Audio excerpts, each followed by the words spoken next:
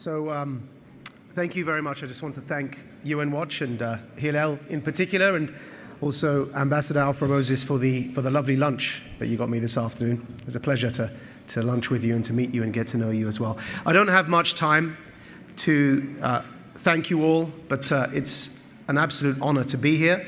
I will very briefly summarize how somebody caught up in the war on terror, imprisoned in Egypt under Hosni Mubarak and sentenced to 5 years in jail, ends up receiving, in a rather unlikely turn of events, this award here this evening.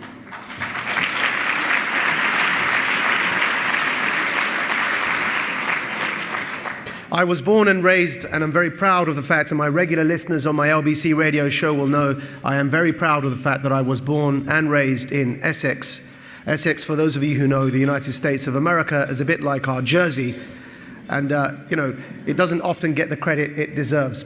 Being born and raised in that area, I faced a lot of very severe violent racism from an organization known as Combat 18, a far-right neo-Nazi paramilitary organization that made it their business to hound people that looked like me through our streets and attack us using hammers and machetes and knives and screwdrivers. And so on more than one occasion at the young age of 14 to 15 years old, I had to witness more than one friend of mine either stabbed or hit with a hammer or with a machete or with a screwdriver because of the color of his skin, or even worse, something that riddled me with guilt, a young white friend of mine being subjected to the same treatment for being considered a race traitor for having the audacity to befriend people that look like me. Now, during those early days, while that was happening, of course, the genocide was unfolding in Bosnia against people that were white, that did have blue eyes and blonde hair, but they were Muslim. And the combination of that genocide in Bosnia and the treatment that I received at home from the neo-Nazis, as well as from the police, and the severe discrimination that we suffered growing up in that what I call the bad old days of racism in the United Kingdom. It's not like that anymore, thankfully. But this is before the landmark case of Stephen Lawrence, before the murder, in fact, the historically significant murder of Stephen Lawrence. We were also facing police harassment as well. The combination of all of those incidents and examples led me as a willing recipient into the arms of an organization that was seeking to recruit in those days across Europe to popularize the notion of resurrecting a caliphate. This organization is called Hizb ut-Tahrir. It was interestingly founded in Jerusalem in 1953 and is the first, and remains the globally active, the first organization to popularize among Muslims the fact that we must make it our business to resurrect a Islamic state or a caliphate in Muslim majority countries in this world, and then from there, using jihad, spread it to the rest of the world. I joined this organization at 16. Its modus operandi to come to power isn't like Al-Qaeda or ISIS after them through terrorist activities, but rather through infiltrating the militaries of Muslim majority governments and inciting military coups. So I joined at 16 and very quickly ascended through their ranks. I ended up in Pakistan in 1999 when that country tested its nuclear bomb, because my organization said to me that if we are to resurrect a caliphate, then what better place to start than in a country that already has the atomic bomb. So go to Pakistan and help recruit both people from the society but also from the army for our cause, which I did. I left my degree in SOAS in London and I went to Pakistan. I was one of the first British Pakistanis there to recruit for this organization. And subsequently there have been about 3 or 4 coup attempts by my former organization in Pakistan, and some of the army officers involved in those remain in jail, to my knowledge, till this day. Nevertheless, after I succeeded in doing what I needed to there, I moved back to the United Kingdom to finish my degree, which at the time was in law and Arabic, as I said, at SOAS. And it was that degree that took me to Egypt, ostensibly for the 3rd year of my degree, the Arabic language gap year. I traveled to Alexandria. I enrolled in the University of Alexandria in their language college and began to study Arabic, but at the same time, as was my wont, I continued while I was in Alexandria to try and recruit people to the message of Hizb ut-Tahrir and encourage them to join us so that we could work to establishing a caliphate in Egypt. Now, what I didn't know is that I arrived in Egypt one day before the 9/11 attacks, and of course the 9/11 events changed the global security climate everywhere. The Egyptian authorities soon got wind of my activities in Alexandria, and probably with some intelligence cooperation and sharing, understood who I was, knew that I had been to Pakistan, and on the 1st of March in 2002, they raided my home in Alexandria, took my baby boy, who was 1 at the time, from my arms, blindfolded me, tied my hands behind my back with rags, and then took me to Egypt into their dungeons in the headquarters of the state security in Egypt, in a building known as Al-Gihaz. There were 2 buildings that if you were a political activist or even an Islamist in Egypt, that would make you shudder just upon hearing their names. One was La Zoghli, which was run by their foreign military intelligence, and the other was Al-Gihaz, which roughly translates to the apparatus, which was run by their internal security services, because everybody that went through those buildings was tortured systematically without mercy. And so on the second day of me being held blindfolded in their dungeons, the electrocution began of all of the detainees. There were hundreds of Egyptians in these dungeons held in the building of Al-Gihaz, all of them suspected for being affiliated to the organization that I was a member of. They began electrocuting people on various body parts. I'm sorry, some of you are eating, but we were forced to listen to them as they were tortured. And they numbered everybody from number 1 in ascending order into their hundreds. And I remember till this day, because of course, how could I forget, my number was 42.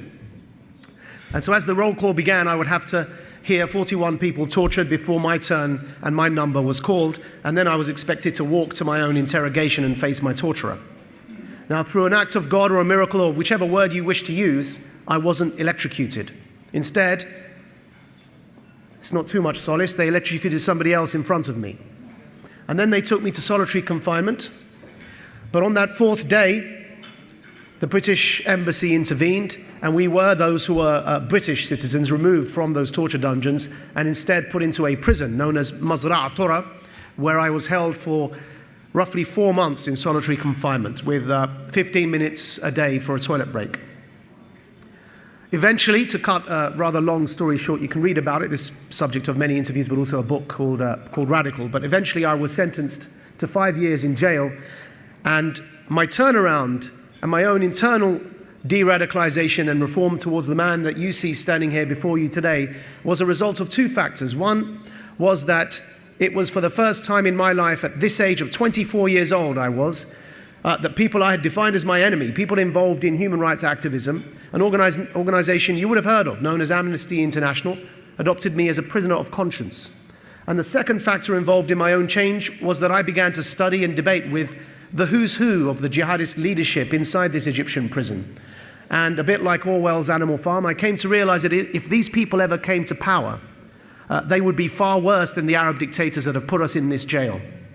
So upon my release from Egypt, when I completed my full sentence, I came back to the UK to found Quilliam as an organization set up to challenge extremism and make sure no young 16-year-old Muslim went through the same journey I did and had to go through all of those experiences to realize that problem. But little did I know that upon attempting to challenge extremism, I was expecting resistance from the Islamists, and I was expecting resistance from far-right extremists who have always hated me and people like me and our presence in the West. But little did I know that Europe would soon face what I have come to call a triple threat. That triple threat I define as the extremes, not just of the far right, on the right of the political spectrum, and not just the Islamists from the heavens above, but the far left, from the left of the political spectrum. And these extremists on the far left made it their business to undermine my work and to undermine my credibility and to engage in character assassinations of my counter-extremism work. And that was an attack from a direction that I wasn't expecting, because they are meant to be on the side of human rights, they are meant to be on the side of minorities, and they are meant to be those who stand for the universality of human rights. Now, some of you may be confused if this is the first time you're hearing this. How can left-wing activists be undermining counter-extremism work? Well, and I'll end here, it's easy to detect. Because though every sentence they utter and every step they take has its own internal logic, is justified by their own rhetoric, and makes sense when they say it in every single example, the conclusions they come to at the end are glaring, and cause a huge cognitive dissonance. So you look to the conclusions, and I'm going to give you 3 examples. Standing before you here is a man who was prepared to die for his belief in his cause and his religion, who was prepared to face a torturer and say no, because I believed in my religion so much. And yet, those activists have listed this man who stands here before you today as an anti-Muslim extremist, for daring to challenge the extremism within my own communities. The Southern Poverty Law Centre, up until now that has a historic, significant and glorious track record, took it upon themselves to list myself and my dear friend Ayaan Hirsi Ali, who campaigns against female genital mutilation, both of us having survived through our communities and through challenging our communities to face our own bigotry. They have listed us as anti-Muslim extremists. Now, if that's not jarring, if that doesn't stir you to think something's gone wrong here with the thought process, then nothing will. And the point is that every step of the justification may make sense internally in their own minds, but I'm beseeching you to look to the conclusions, because a huge cognitive dissonance has emerged. The second example is of the example you saw on your screens there of Raif Badawi. How on earth could Saudi Arabia have been elected to the Human Rights Council in the United Nations while they are literally, as we speak, lashing and flogging people for writing blogs?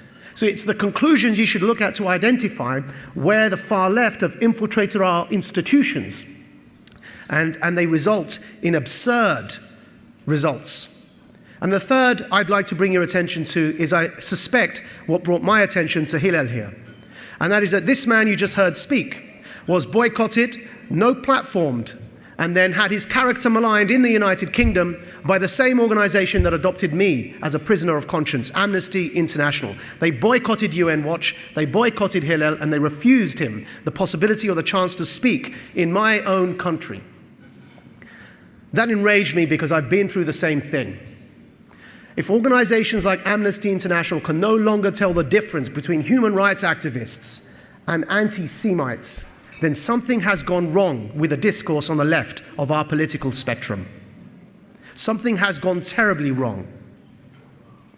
And the problem here is that the extremism on the far left can be even more sinister than the far-right extremists that we have become accustomed to recognizing and running from, because they're attacking us with machetes and knives and screwdrivers and hammers. And the reason is because a long march through the institutions is far easier to accomplish when done in the name of human rights, a respect for diversity, and a championing of minorities. And that is why those on the far left of the extreme have managed to overtake our human rights organizations, whether they are Amnesty or Human Rights Watch, from within. That's why they sit in councils in the United Nations. That's why Her Majesty's opposition in the United Kingdom, a country I love and that I was born in, has been hijacked by far left extremists, and the official opposition party in the United Kingdom has a huge problem with anti-Semitism. And that is why the far left extremists